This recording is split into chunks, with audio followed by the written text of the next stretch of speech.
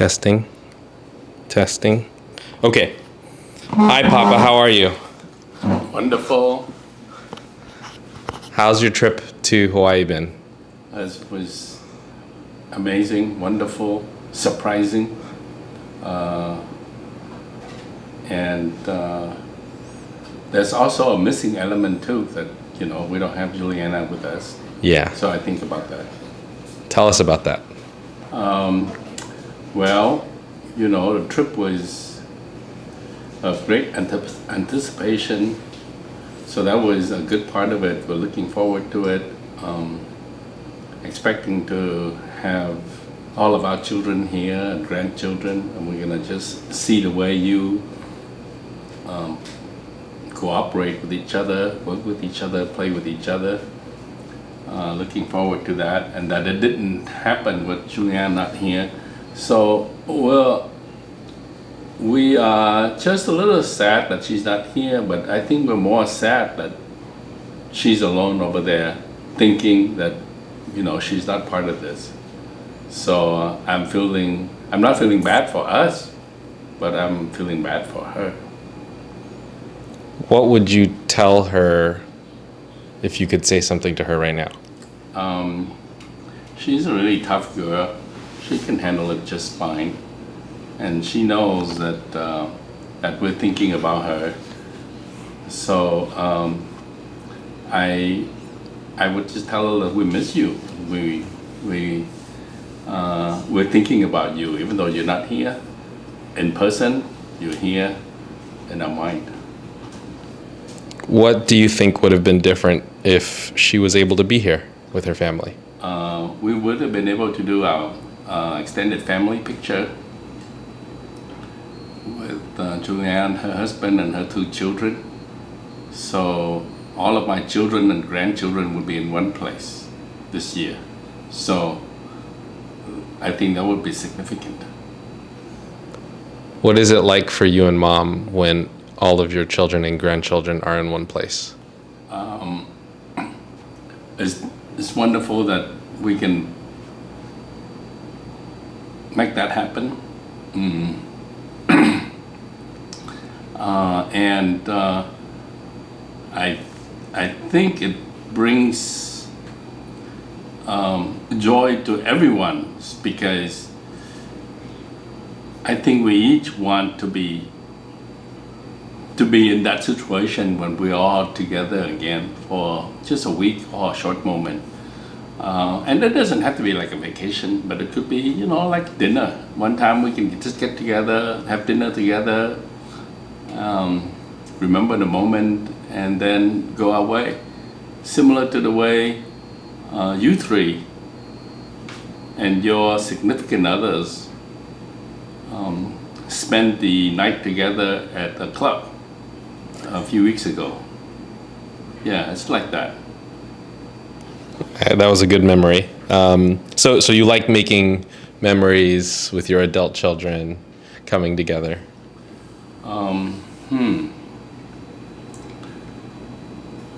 Yeah, it's hard for me to visualize word memory. But I think for the time that we're here, it's just wonderful experience. Experience, memories, similar thing.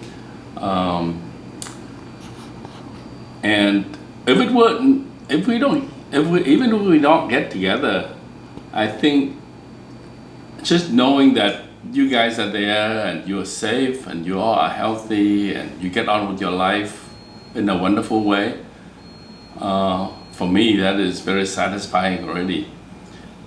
Getting together is just like a celebration of that, that abundance, that greatness of life that you all are experiencing. Okay, I'm going to change gears and talk a little bit about your life. Okay. Tell us, what was the hardest thing you ever had to do? Wow.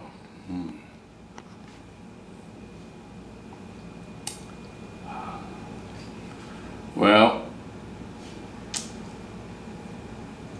it's really hard for me to come up with that is because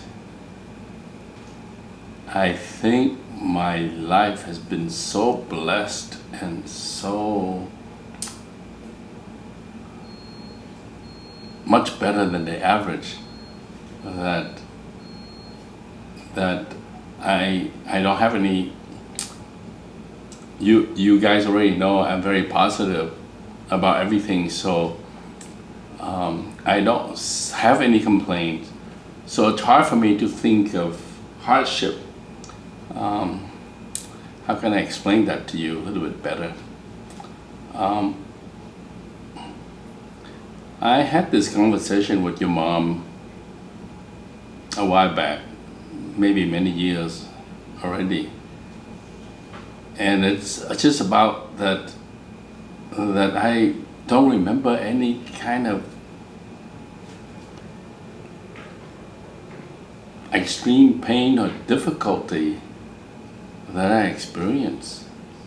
Either that I have a way to forget about it and not bring it back, or that I'm so positive I couldn't see it.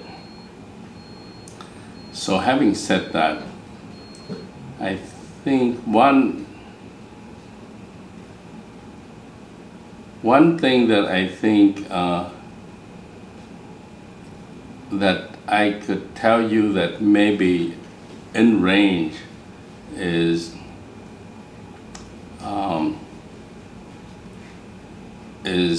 was difficult for me was the divorcing of my mom and my dad. That, I don't know, I don't remember exactly what age I was, maybe 11 or 12 when that happened.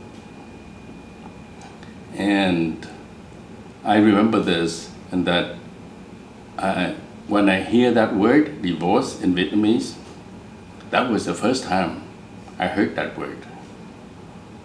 The word is ly dị. Ly dị. I didn't know what it means,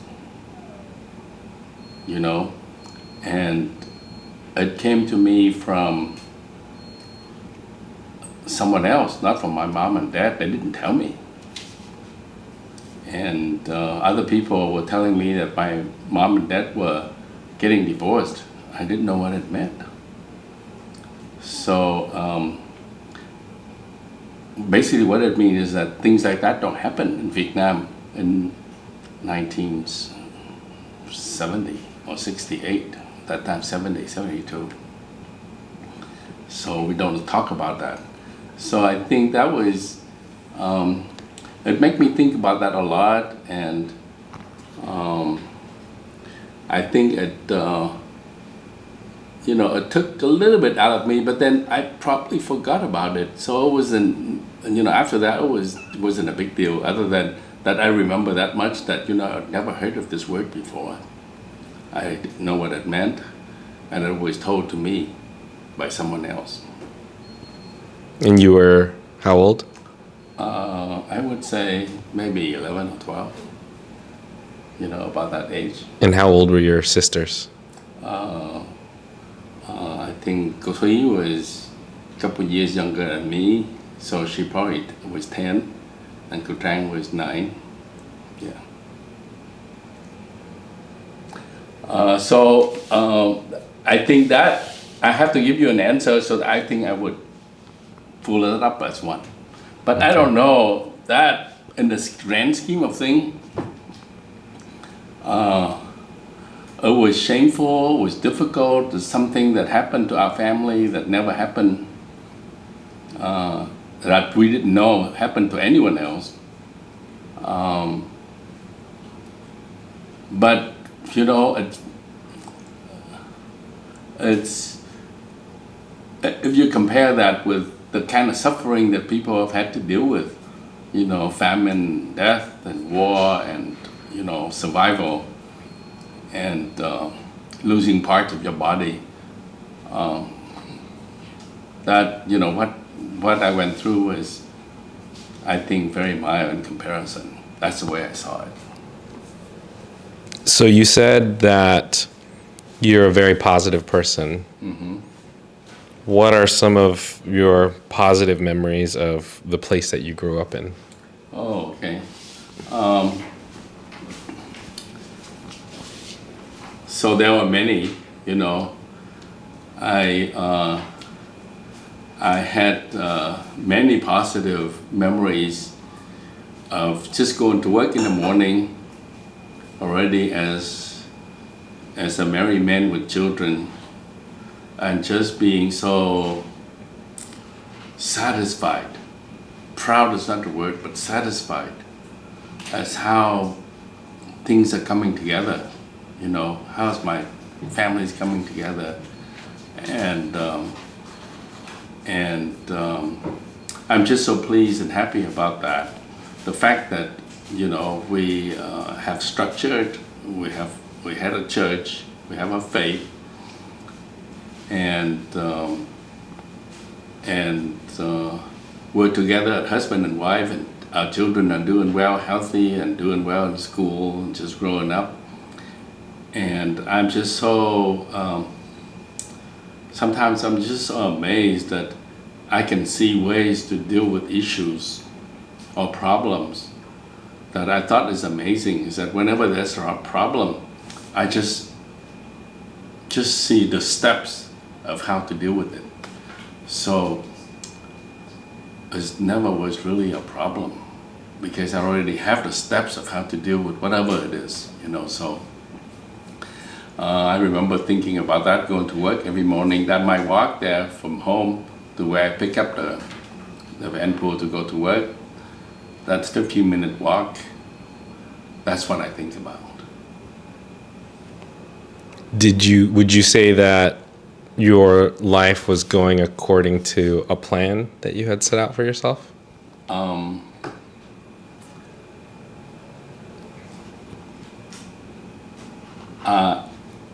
I don't have the kind of plan that I think most people think. Like I know what's going to happen 5 years from now, 10 years from now, or 20 years from now. But my life was making the kind of progress that continued to surprise me. So that's what I saw. Some of the things that happened, I didn't see it years ago or months ago. But the things that happened was clear progress of stepping forward, either in relationship or in financial or in health, in security and safety for us, or in establishing a better future for us. So it wasn't according to a plan, but it was unfolding positively, is what you're saying? Yes. Say more about how you produced that. Like you took an active role. Right. Well, I did a number of things that I think you knew about.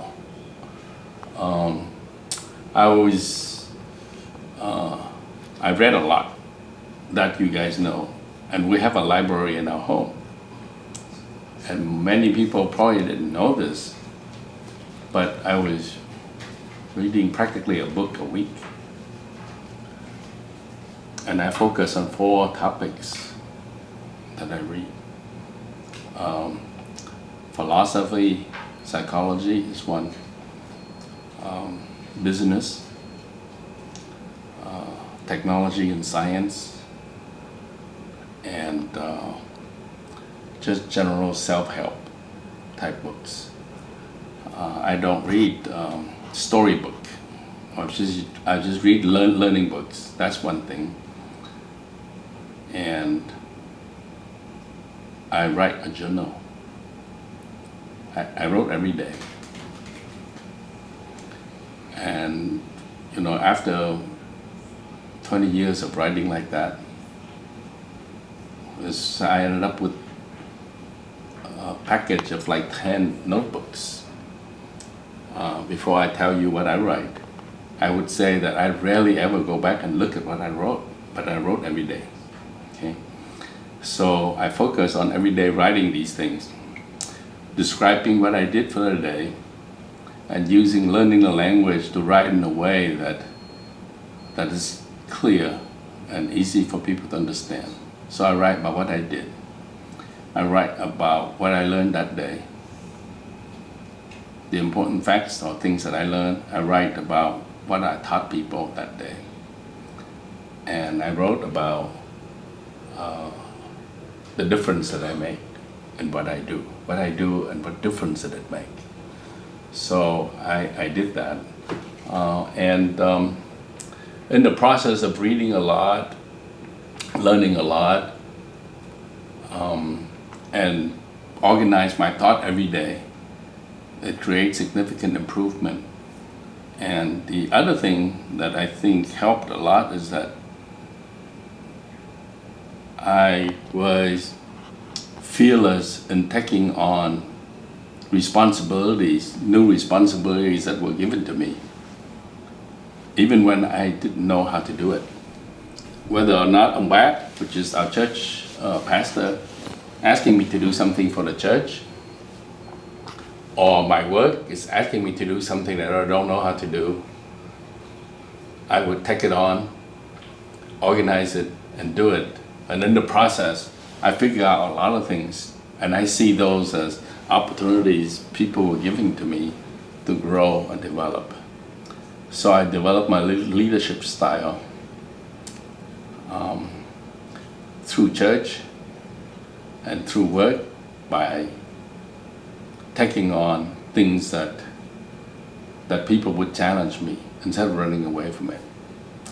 And I think my secret sauce of success is that I have this ability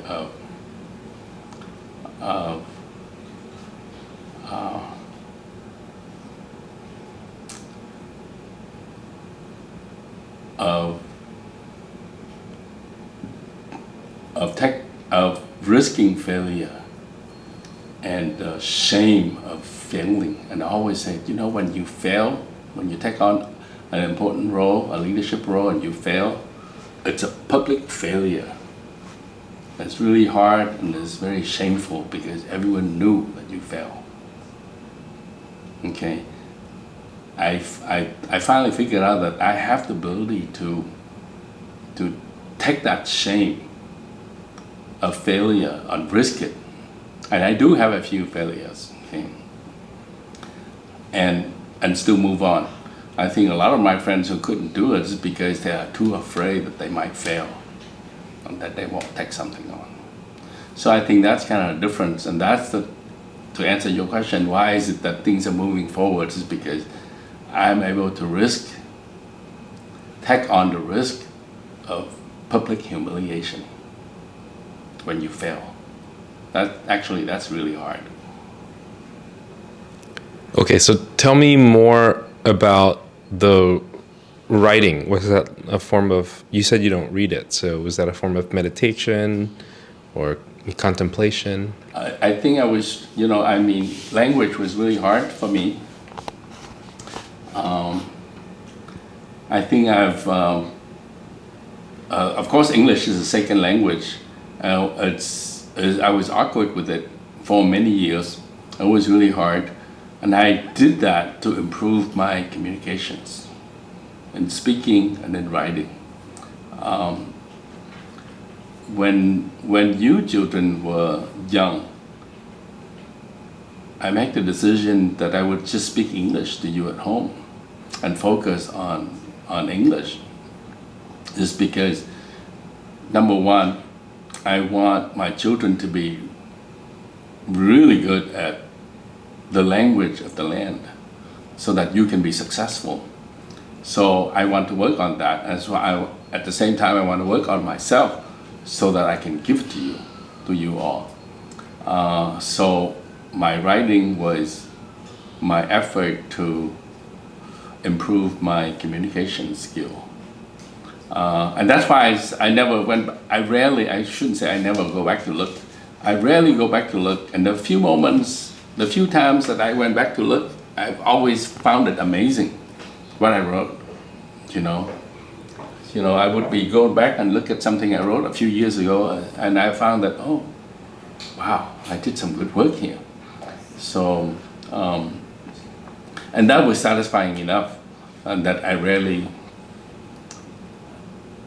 think if I can count a number of times I go back and look at those books in both my hands. Who inspired you to take on new endeavors and not fear failure? Or did you fear failure and you just got over it?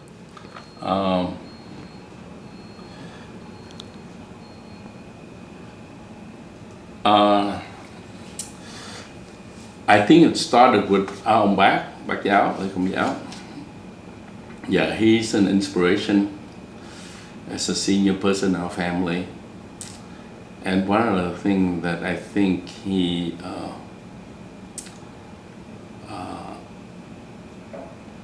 his way, he didn't do that is to help me, but this is his way. Is that when he asked me, sometimes he would ask me to take on something. And the first few times when I was really young and when I didn't have you yet, I would decline because I was afraid I couldn't do it. Or that it's too much work. I feel like, it's too much work and I want to do that. Or I was afraid that I couldn't do it. And then he would just assign it to someone else. And they do it. And I looked at the output, the result, and each time I would just kick myself and said, you know what? I'm just so wrong to not take it and see this result here that someone else is doing. I think after a couple of instances where I saw someone else doing the work and not liking the outcome, I decided that, if someone give me a task to do, a challenge, I would let it go to someone else. So I think that was the reason, is because I know most of the time I won't like the outcome created by someone else. So it's part of controlling my own future.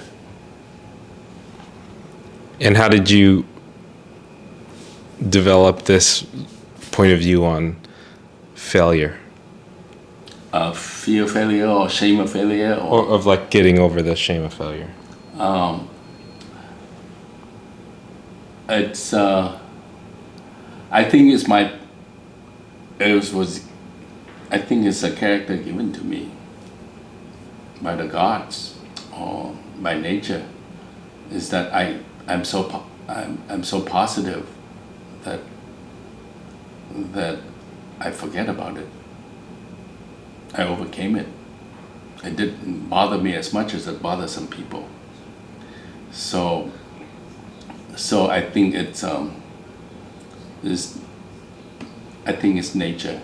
Is that my brain is naturally constructed to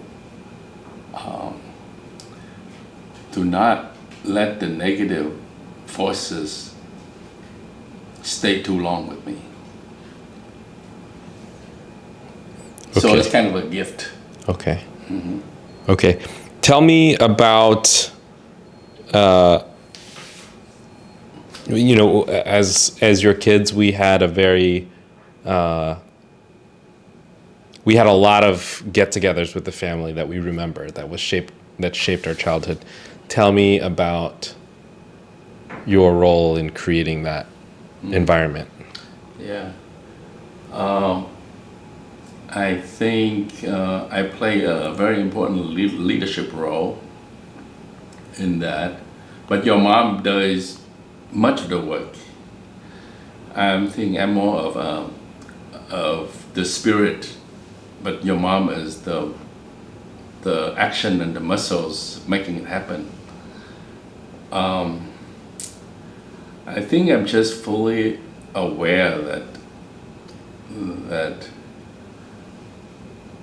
we need to celebrate progress and accomplishment and getting things done. So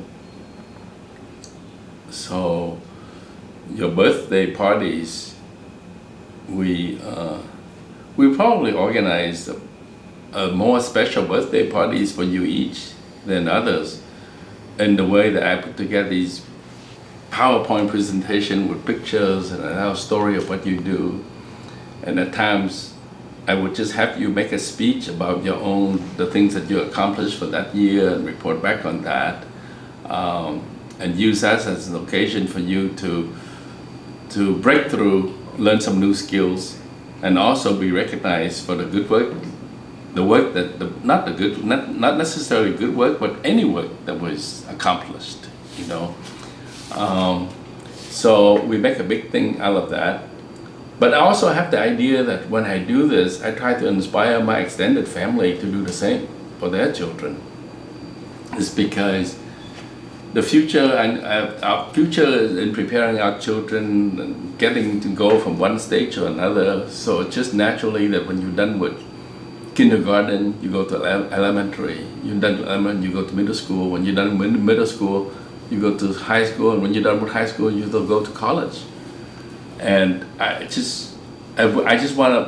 want that progress to always happen. And we make a big thing and invite everyone, just because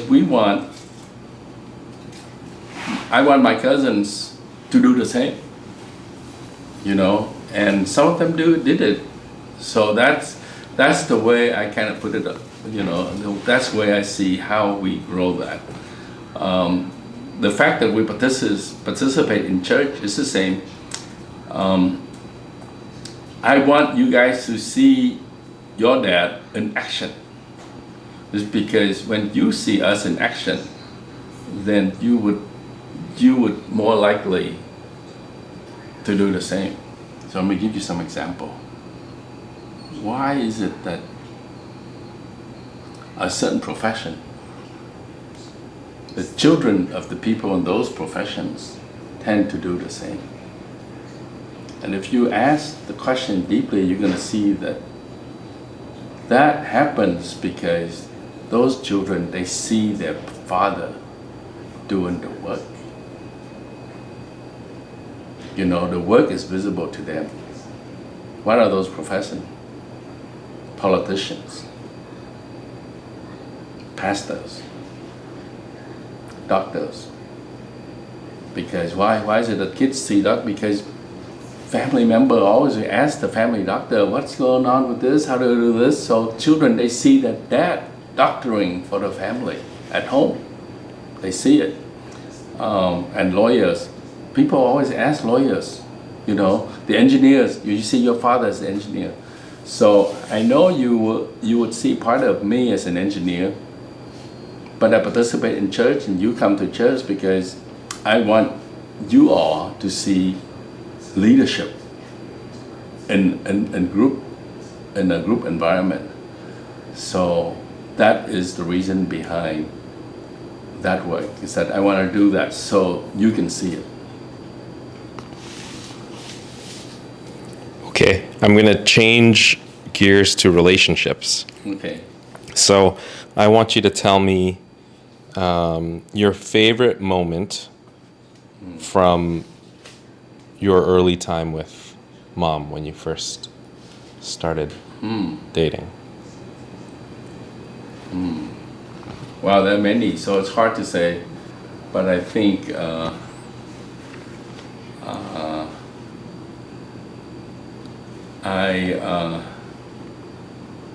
I was in university in San Diego when I met your mom, and of course money was really tight. And of course school was really cheap for us. You know, I think you pay like $100 and you can take all the courses you want for the whole semester, and books were expensive. I remember in the range of like $50 a book for a course. So your most expensive item for the universities are books.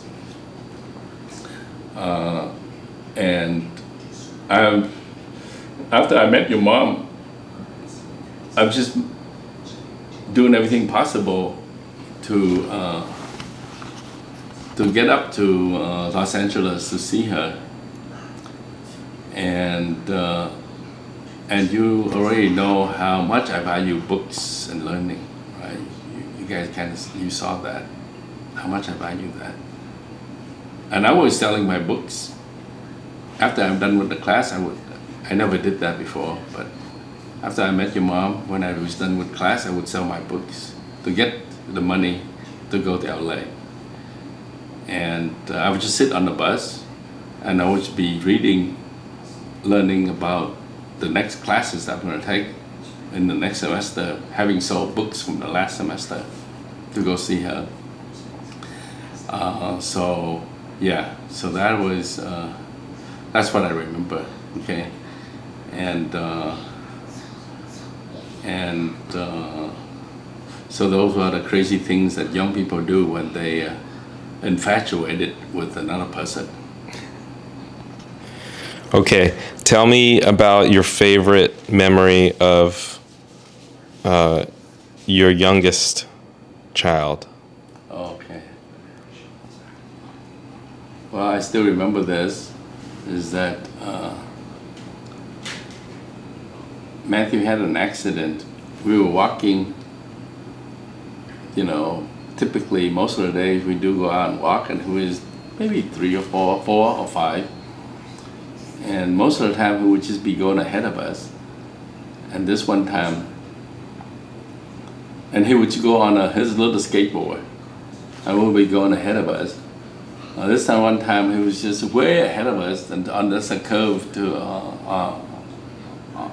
on the walk, so we don't see him. But he had an accident. He fell and tripped, and it scraped his knees really bad. It just looked terrible. We have pictures of that, and I took picture of that. And when he's better, I showed him Matthew. I said, Matthew, look at these pictures. They look really bad. I'm going to throw them away. Okay. This is. I don't want to keep these. They look just so bad. Matthew would say, no, don't throw them away, Dad. I want to keep these and show them to my children so they know not to do this. So I was thinking to myself, my goodness, this 5-year-old, maybe 6, he's already thinking one day he's going to have a family and how he's going to teach his son. The answer to happiness is already clear in his mind. Is that family, children, at a 5-year-old. And that, where did he learn that from? He's learned from us, from his mom and his dad. So yeah, I remember that. But of course, there are many moments, but you asked that question and that just kind of came up, so I throw that out. But there are probably many others. That's a good one. Tell me about your favorite memory of your middle child. Okay. Juliana. Stepping up.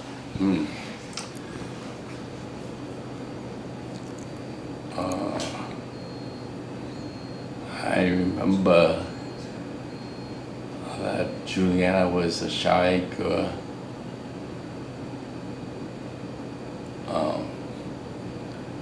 And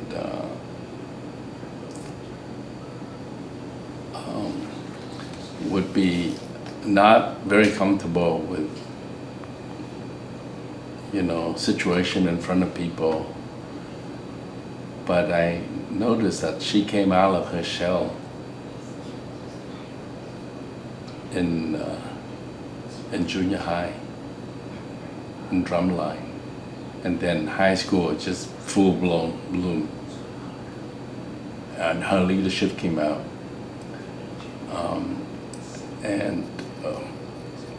She rose to be the big sister of the drumline, and not only taking care of the younger ones or people of her peers, but also manage them and keep them in place when they're kind of like, get out of line. So I see the growth, Juliana's growth, And I find it is a blessing and amazing, and it reaffirmed for me that people bloom at different times, and that you need to expose children to different things so that they can find their way. You know, it's not one thing. There may be different things for different child, and you have to expose them to many things so that there's that one thing there that is right for them, and they're gonna write that thing and move it forward. So for Julia,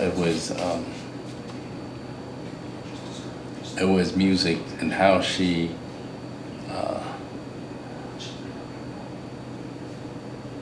grew and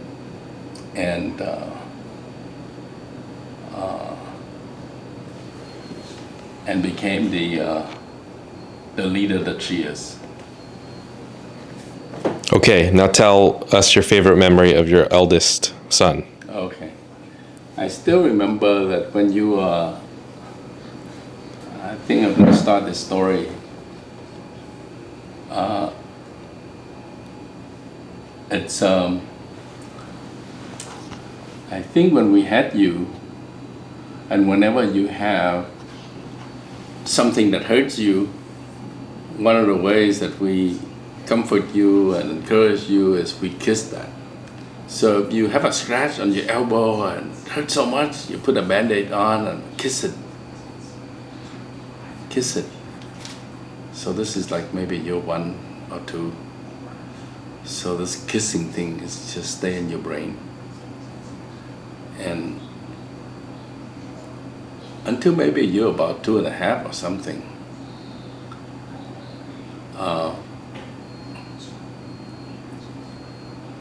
I'm going to start with this story and we'll go to the next one. You've never been spanked before. But the first time you were spanked, I spanked you on the butt. I just remember this. It's just so funny. You were just so mad and you're jumping up and down and it hurt you so bad. I spanked you in the butt. And you said, you would look at me and you said, kiss it, kiss it, kiss it, to make it go away. So it hurt so much you wanted me to kiss it to make it go away, and I was just kind of laughing there. It's just so funny that you make that connection. But I want to tell you this. I told my friends about this, about you, of how you became your own man.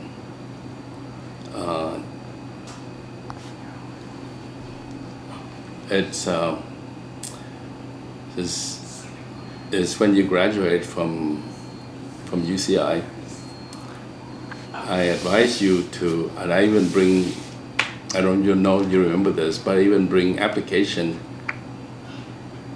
for jobs with the Department of Water and Power in the IT department, in the computer science IT department, because that's your study. So I told my friend, and said, you know what, working for the department is really good. I had a good career and I want just my son to come work for the department and just someday become a manager and have a great pension and, be successful, and just I'll be happy for him. And you told me, Dad, I don't want to work for your company. So I told my friend that. So I tried to get my son to come work in my company, and he said, Dad, I don't want to work for your company. And then the second thing, it's when you started working for yellowpages.com and things were going well and they really liked you, and you had overtime, they pay you overtime, they just so really value you and they didn't want to lose you, and you were starting to explore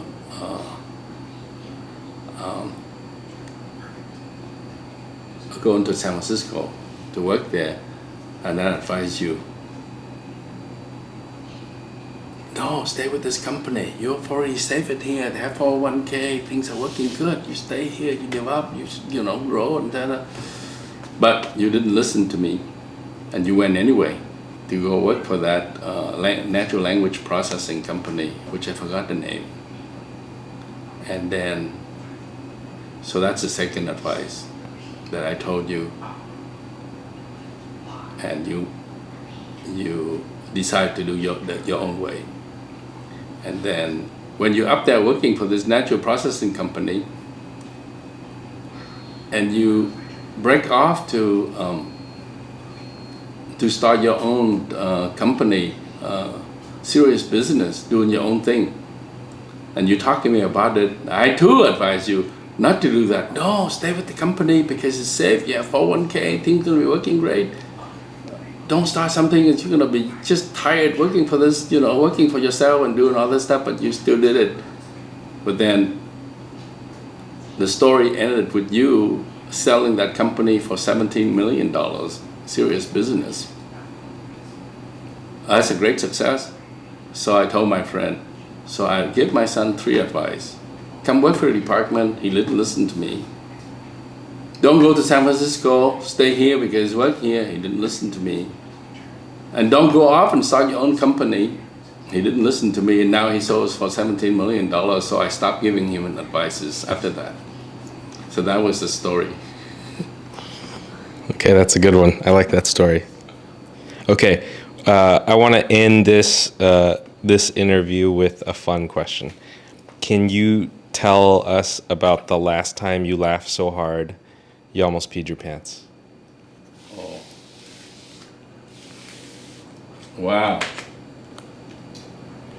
Actually,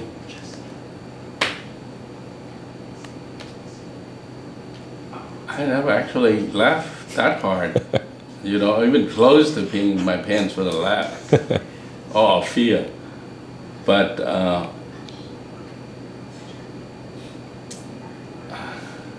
this one is going to be hard. I remember pieces, but not enough to put together as a whole story on laughing. I think you were there,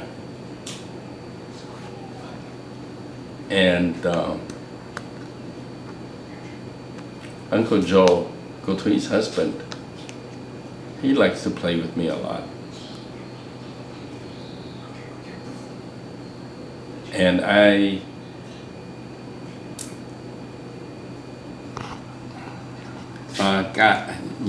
going to give you a piece of the story because I don't remember the whole thing. But the setting is, maybe it will come to me when I start talking about it. The setting is Christmas dinner at Kotang's home. Everyone was there in her long table at her old house in Chino Hills. You were there. And